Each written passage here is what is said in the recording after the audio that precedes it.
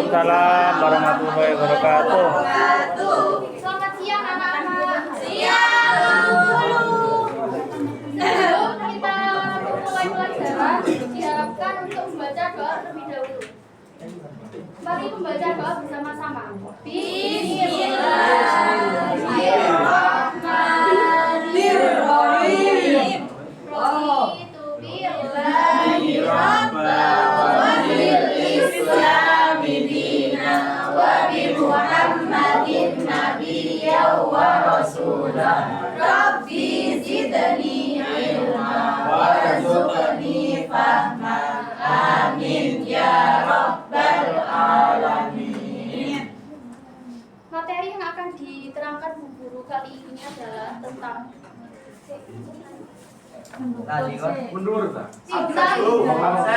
tentang sabar dalam menghadapi musibah dan ujian.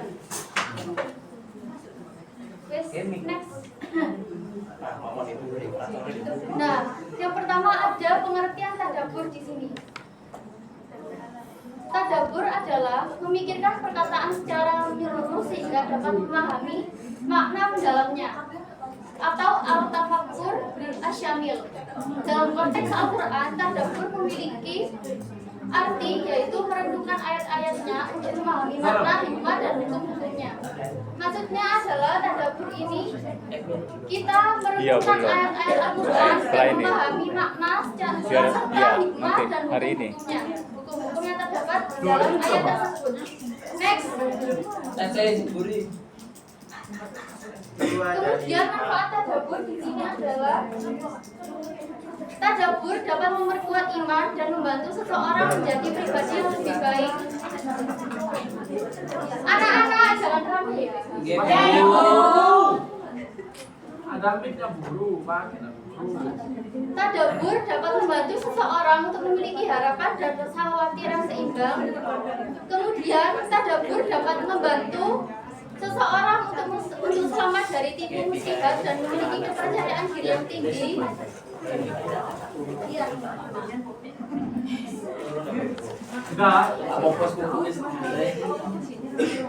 Kemudian ada implementasi tadabbur dalam kehidupan sehari-hari, yaitu maksudnya adalah penerapan tadabbur ke dalam kegiatan sehari-hari. Bertadabbur Al-Quran saat membaca dan merenungkan ayat-ayatnya. Tadabbur alam dengan memperhatikan keindahan dan kebesaran ciptaan Allah. Kemudian ada tadabbur dalam hubungan interpersonal dengan mendengarkan dan memahami pandangan orang lain. Next. Apa next, Bu? Selanjutnya. Kemudian sebentar. Guru jangan gemeter ya, Guru. Guru baru soalnya. Sebentar ya. Iya. Aku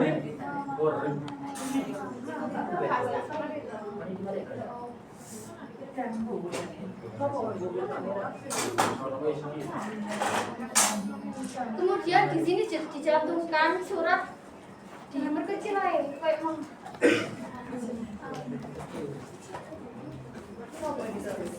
Gini apa lagi? Sudah. Di sini dicantumkan surat Al-Baqarah. Surat Al-Baqarah ayat 155 dan 156.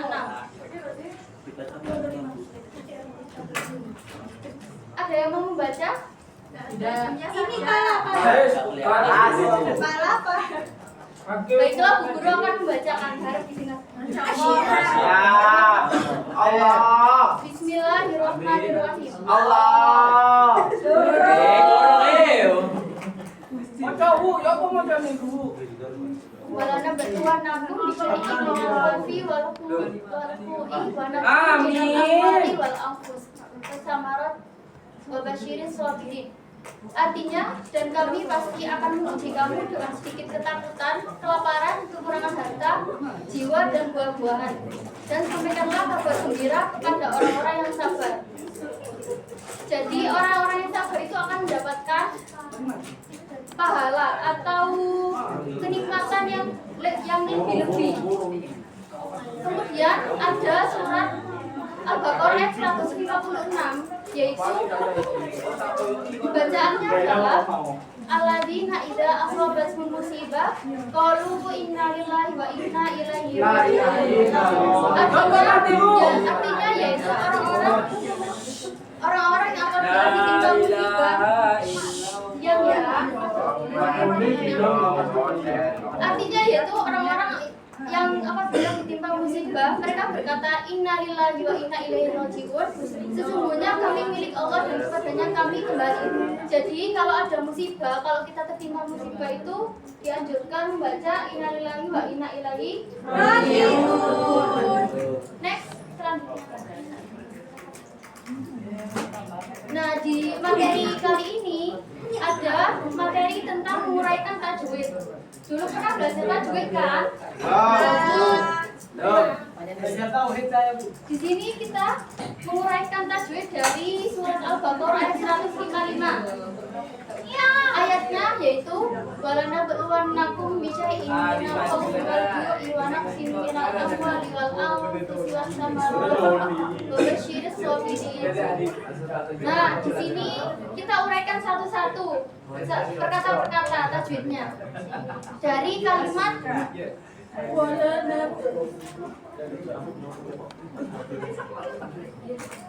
di sini ya, yang pertama, kalimat pertama di sini di bawah.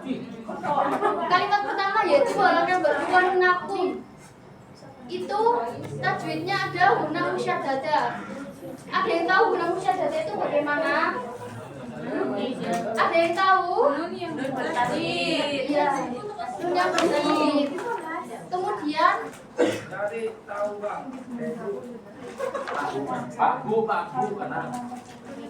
kemudian yang atas minal khawfi idgham bil guna, karena tanwin bertemu huruf mim.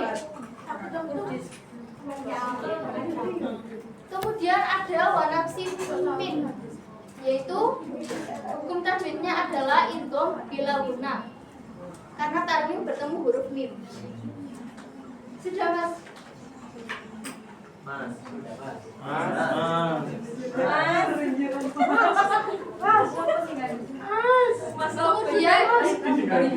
Kemudian ayat 156 uraian tajwidnya yaitu ayatnya adalah alladzina idza asabathum musibatun qalu inna lillahi wa inna ilaihi raji'un. Alladzina hukum tajwidnya apa? Coba dibaca Mbak Amir. Alladzina yang ini siapa tahu dulu?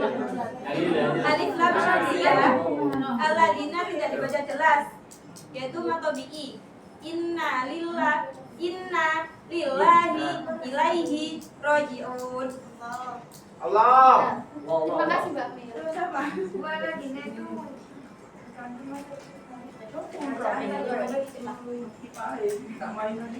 Selanjutnya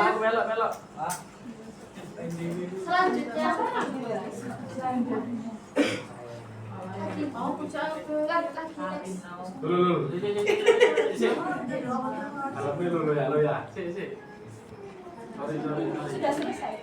Belum. Masih banyak teman. Pasang Tapi nanti disingkat, tenang saja. Sekarang aja Bu, jangan kasih dulu. Next, lanjut Ke bawah. Ya. Adi, terus Adi, terus sudah sini atas. Nah, kemudian di sini kita akan mengajarkan kata per kata dari surat Al-Quran, yaitu surat Ibrahim ayat 4.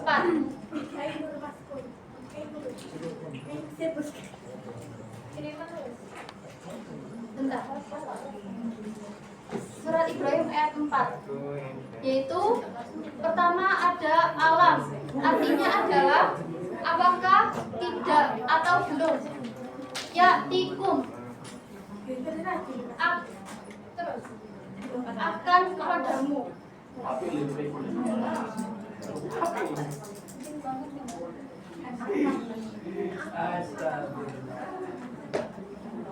Kemudian ada naba'ah, berita. Aladina, orang-orang mingko belikum, sebelum kalian kaum minuhim, kaum nuh, kaketoan. Wa adi wa samuda, dan kaum adi samud, waladina min ba'dihim, dan orang-orang sesudah mereka. Layak lamuhum illallah, tidak ada yang mengetahui mereka kecuali Allah. Kemudian ada ja'at rasuluhum, telah datang kepada mereka rasul-rasul mereka bil bayyinati, dengan bukti-bukti yang nyata. Faraddu aydiyahum, lalu mereka menutupkan tangan mereka fi afwahihim, ke mulut mereka. Waqalu, dan mereka berkata, inna kafarna, sesungguhnya kami mengingkari bima arsiltum bihi, apa yang kalian diutus dengannya. Wa inna lafi syak, dan sesungguhnya kami benar-benar dalam keraguan. Dan yang terakhir, mimma tad'una ilaihi murib, terhadap apa yang kalian serukan kepada kami. Dan artinya yang murib, yang menggelisahkan. Next. Selanjutnya. Nah, kemudian arti dari surat Al-Baqarah ayat 155 dan 156. Tolong dibaca Mbak Hilna. Ayat 155, dan sungguh kami akan menguji kamu dengan sedikit ketakutan, kelaparan, kekurangan harta, jiwa, dan buah-buahan. Dan sampaikanlah kabar gembira kepada orang-orang yang sehat. Untuk ayat 156, yaitu orang-orang yang lepas dari dampak musibah. Mereka berkata, sesungguhnya kami butuh Allah dan kepada Allah kami kembali. Terima kasih. Kemudian arti dari surat Ibrahim ayat 9.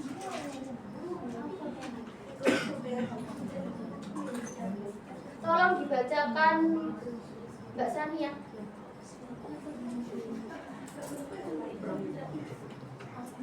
Iya, artinya. Apakah belum sampai kepadamu orang-orang sebelum kamu, yaitu kamu dan Samud serta orang-orang sebelum mereka? Tidak ada yang mengetahui jumlah mereka selain Allah.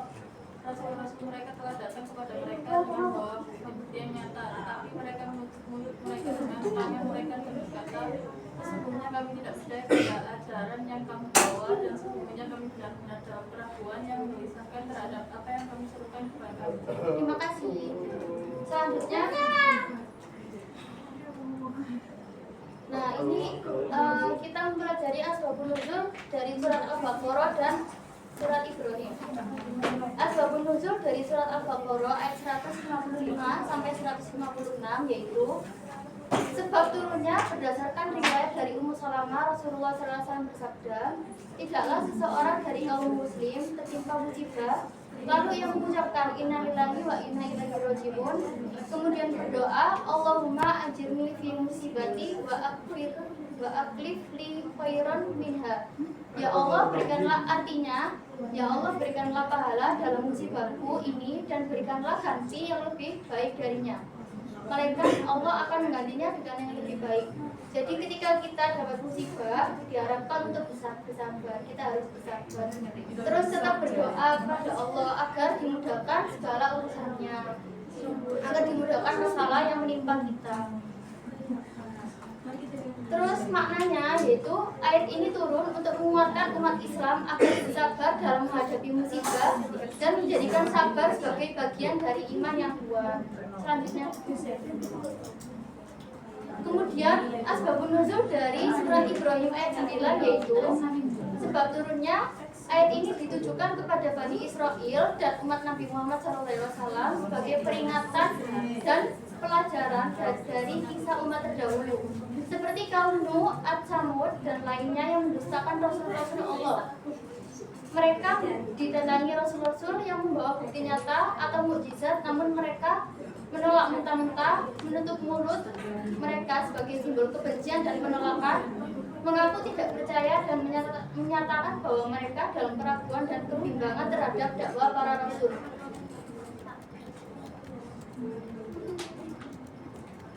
Jadi ayat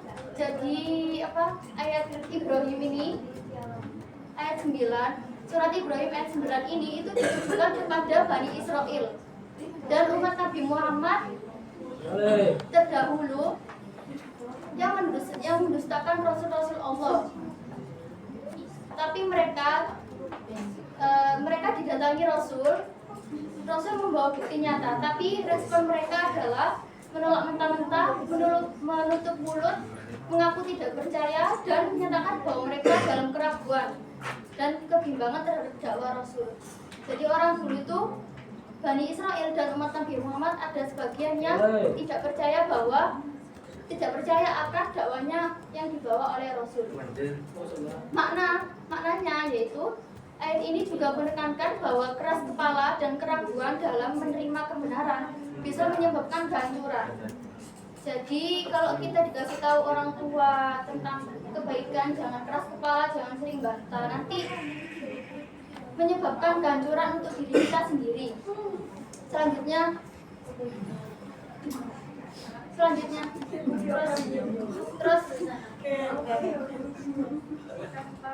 terus Bob.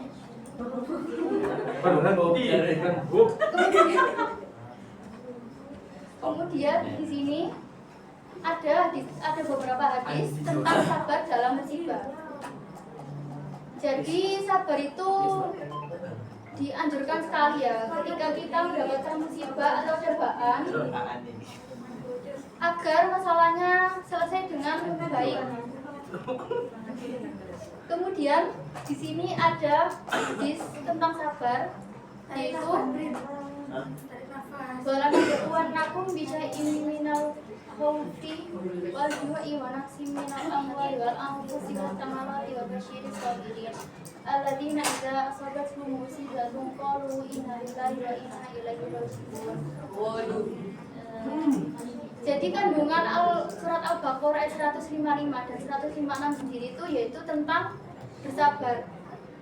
Artinya adalah, dan sungguh akan kami uji kamu dengan sedikit ketakutan, kelaparan, kekurangan harta, jiwa dan buah-buahan, dan sampaikanlah kabar gembira kepada orang yang bersabar, yaitu orang-orang yang apabila ditimpa musibah mereka mengucapkan innalillahi wa inna ilaihi raji'un, yang artinya sesungguhnya kami milik Allah dan kepadanya kami akan kembali. Jadi kalau kita diberi ujian atau cobaan, kita sedang mengalami musibah, kita harus tetap tegar dan berdoa kepada Allah, karena yang menciptakan musibah yaitu Allah, yang memberi musibah Allah. Jadi kita diharapkan untuk berserah diri kepada Allah. Kemudian ada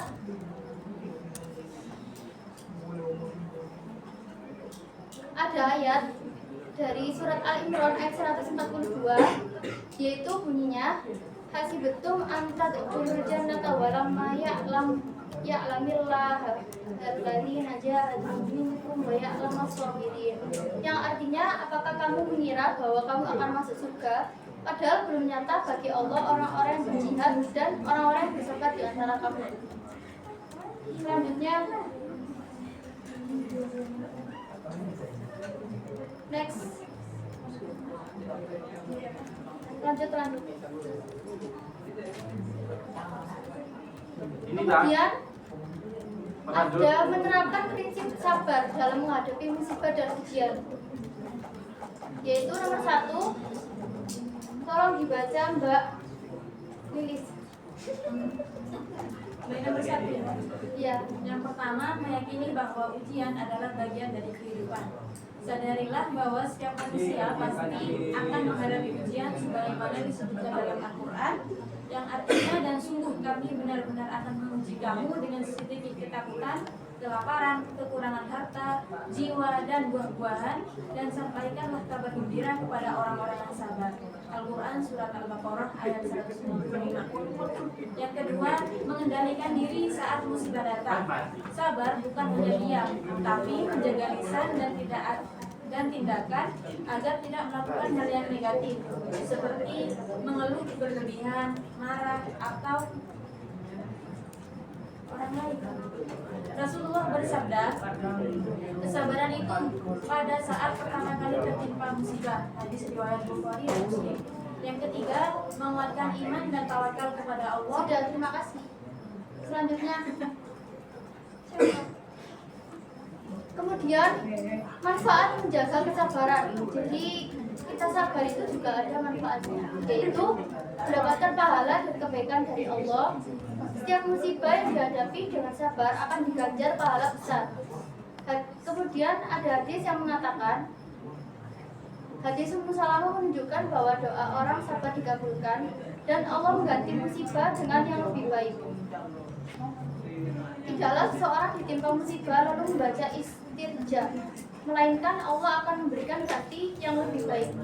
Kemudian manfaat menjaga kesabaran yaitu diangkat derajatnya oleh Allah. Cobaan adalah sarana untuk menaikkan derajat keimanan dan kedekatan kepada Allah. Orang-orang yang bersabar disebut langsung oleh Allah dalam Quran surat Al-Baqarah ayat 155 sampai 157. Sebagai orang-orang yang diberi petunjuk dan rahmat. Selanjutnya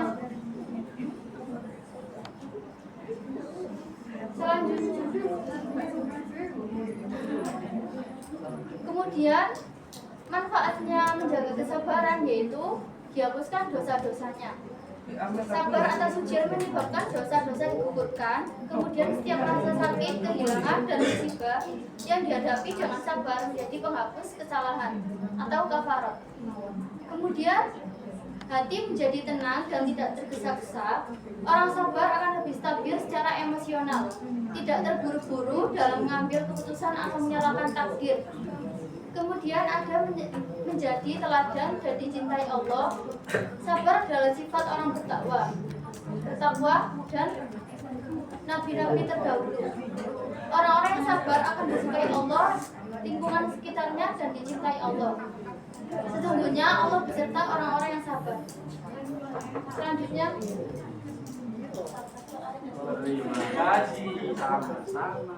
kemudian saya akan membuka sesi tanya jawab. Saya akan membuka saya akan memberikan pertanyaan. Mbak, 2 menit lagi. Waktunya kurang 2 menit. Ya. Saya akan memberikan beberapa pertanyaan kepada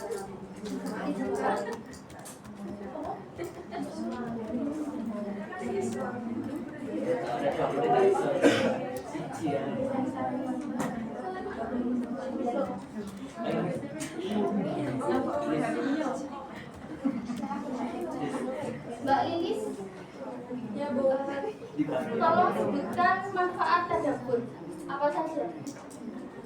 Tadabbur yang pertama, tadabbur dapat memperkuat iman dan membantu seseorang menjadi pribadi yang lebih baik. Kemudian dapat membantu seseorang untuk memiliki harapan dan rasa khawatir yang seimbang. Dan yang terakhir, dapat membantu seseorang untuk selamat dari tipu muslihat dan memiliki kepercayaan diri yang tinggi. Sudah. Terima kasih. Kemudian saya memberikan pertanyaan kepada Mbak Amel. Sebutkan salah satu dari hadis sabar. Hadis tentang sabar yaitu surat Al-Imran ayat 142 yang berbunyi hasibtum an tadkhulul jannata walamma ya'lamillahu alladziina jahadu minkum wa ya'lamas sabirin. Sudah. Terima kasih. Penekanan. Kemudian saya akan memberikan pertanyaan kepada Farah.